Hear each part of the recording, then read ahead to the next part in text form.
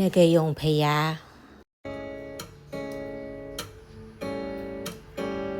လွယ်ကထုံပွဲတော်တုန်းကအလှဆင်လာတဲ့မိဘုံလေးတွေလှတယ်နော်လိုင်ကူရဲဝင်ချင်းတွေ့ရမယ်နာနေဆောင်လေးပေါ့နော်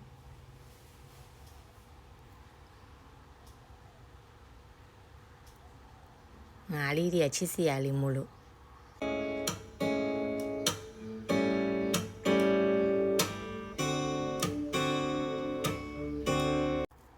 ဒီနေရာလေးမှာခဏတဖြုတ်ထိုင်ငါးလေးတွေအစာကျွေး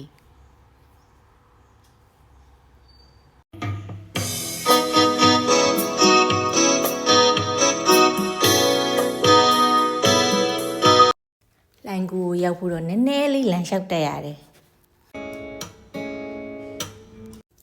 လိုင်ကူဝါကိုရောက်ပြီပေါ့နော်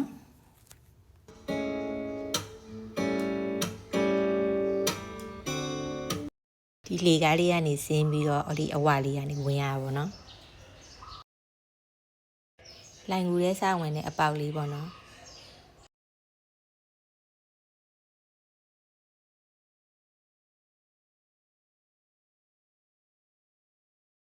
ဝင်လာချင်းလိုင်ကူထဲမှာတွေ့ရတဲ့ဖရားပေါ့နော်အပေါ်တော့မတက်တော့အပေါ်မှာရေဒီနဲ့မို့လို့လေချော်လင်းကြမှာဆိုလို့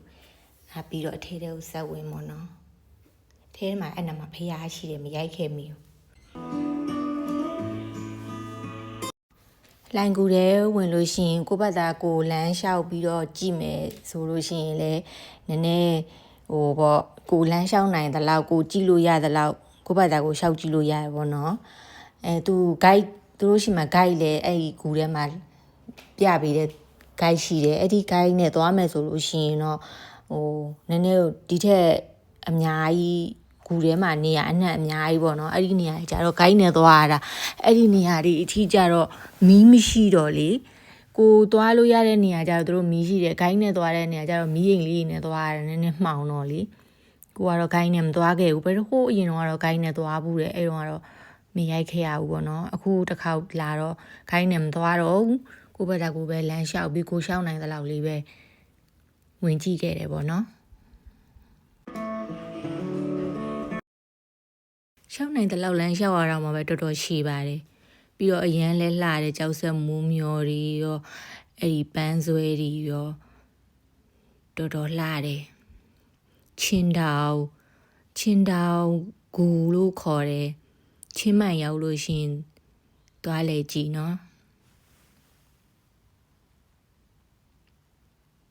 ဒါဖေးရဒီဖုံကကြတော့ဆူတောင်းပြေးတယ်တဲ့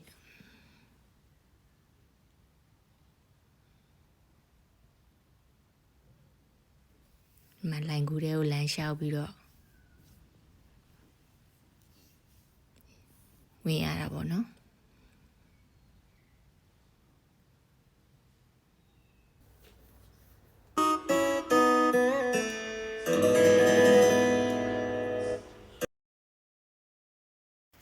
ဒီနေရာလေးကိုရောက်ရင်ဆက်သွားလို့မရတော့ပါဘူး